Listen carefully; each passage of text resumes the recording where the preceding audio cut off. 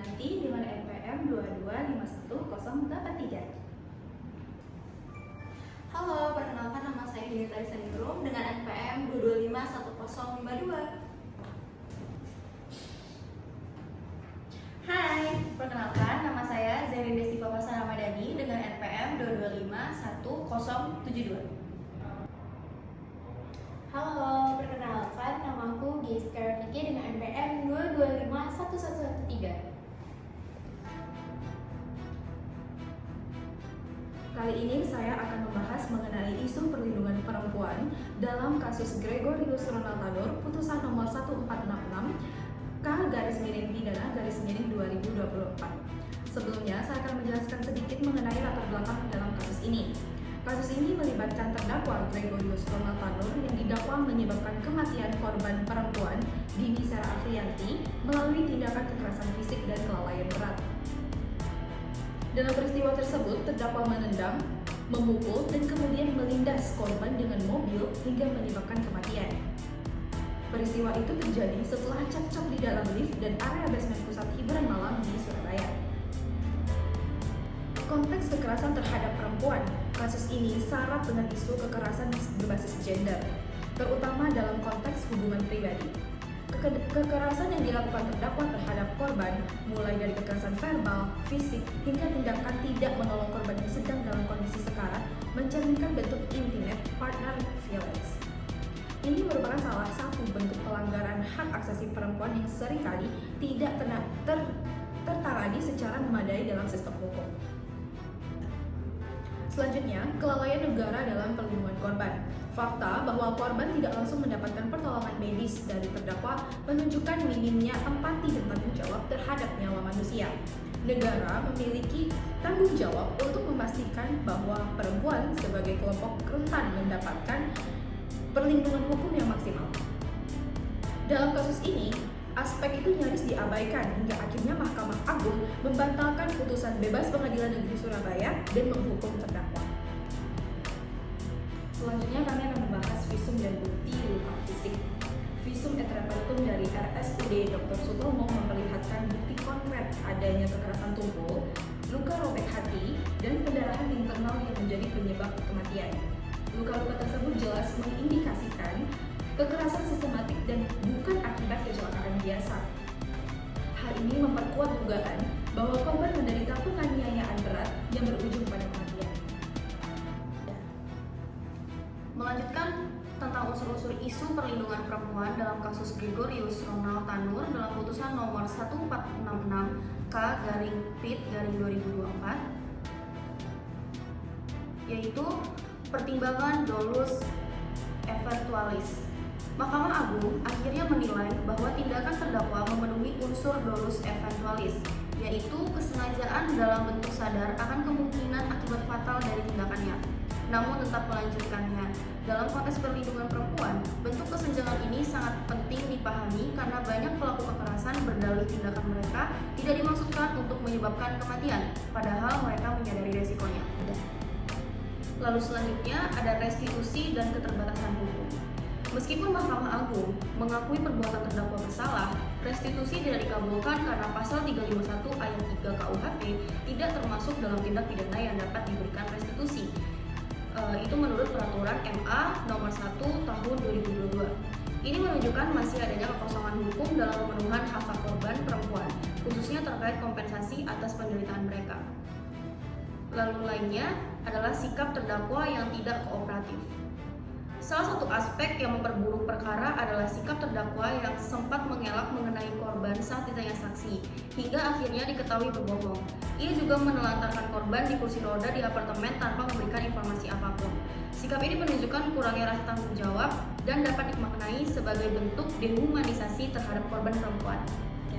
Itulah tadi isu-isu perlindungan perempuan yang bisa kami dapatkan di dalam kasus Gregorius Ronald Tanur berdasarkan putusan nomor 1466 K/Pid/2024. Selanjutnya, ini adalah analisis hukum terhadap kasus Gregorius Ronald. Yang pertama ada konstruksi perbuatan terdakwa sebagai bentuk kekerasan terhadap perempuan.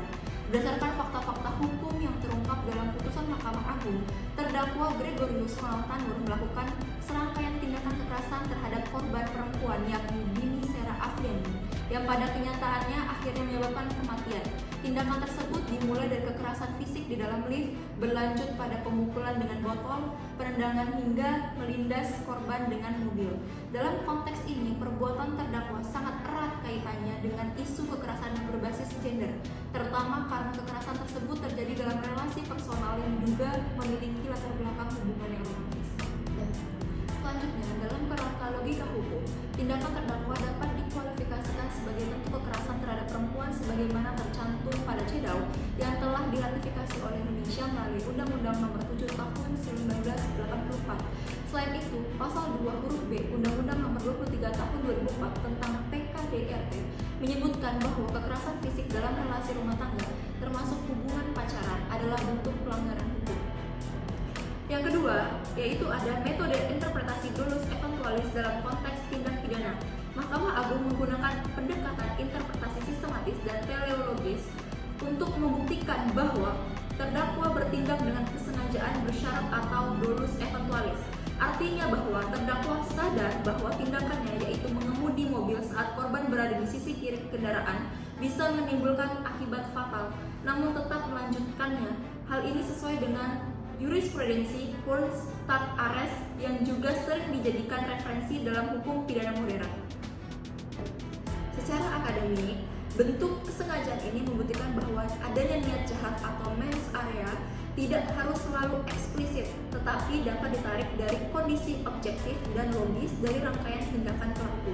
Hal ini menjadi penting karena banyak bentuk kekerasan terhadap perempuan dilakukan secara bertahap dan dalam kondisi tidak selalu terang benderang. Selanjutnya, yang ketiga, ada koreksi Mahkamah Agung terhadap putusan bebas Pengadilan Negeri Surabaya.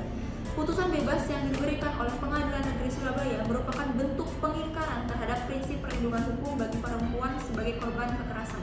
Mahkamah Agung dalam pertimbangannya menyatakan bahwa Pengadilan Negeri Surabaya keliru dalam menilai alat bukti dan tidak menerapkan hukum sebagaimana mestinya. Dari sudut pandang logika hukum, koreksi tersebut mencerminkan peran Mahkamah Agung sebagai judex juris yang berfungsi menjaga kesatuan penerapan hukum di Indonesia.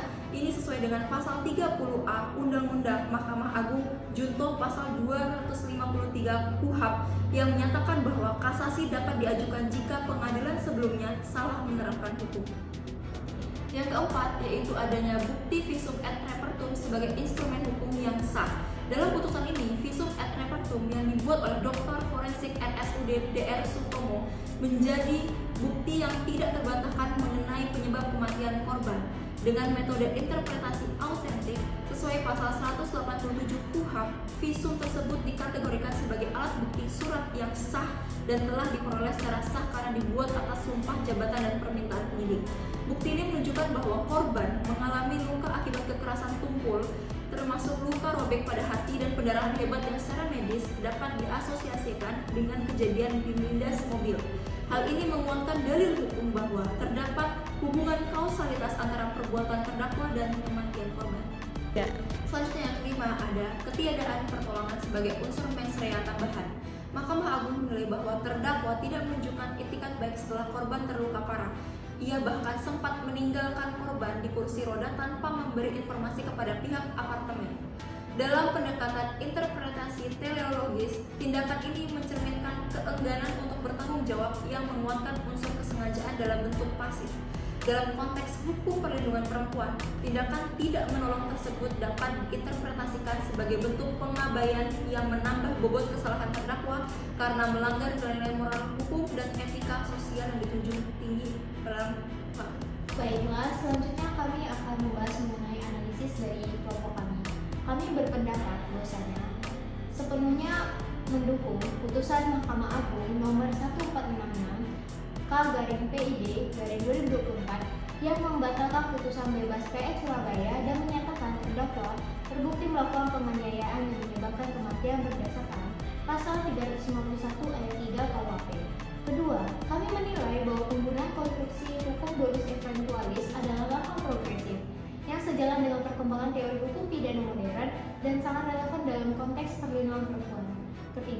kami mengecam tindakan awal Judek Fraksi PN Surabaya yang membebaskan terdakwa karena putusan tersebut mencerminkan kegagalan dalam memahami dinamika kekerasan berbasis gender yang mestinya ditangani dengan pendekatan victim oriented dan berbasis hak asasi manusia. Keempat, kami mendukung aparat penegak hukum ke depan untuk lebih sensitif terhadap kasus kekerasan dalam relasi pribadi dengan memperhatikan konteks sosial, psikis, dan struktur kekuasaan dalam relasi pelaku dan korban. Kemudian, kami meminta negara agar memperluas cakupan restitusi bagi korban kekerasan. Karena dalam putusan ini, restitusi tidak dapat diberikan hanya karena keterbatasan norma dalam Peraturan MA Nomor 1 Tahun 2022 tentang perlindungan korban yang harus berbasis prinsip pemulihan dulu. Dan baiklah, itu adalah analisis dari kelompok 5 dengan judul Perlindungan Perempuan dalam Sistem Peradilan Pidana Perspektif atas Penanganan Kasus Ronald Tanur. Sekian dan terima kasih.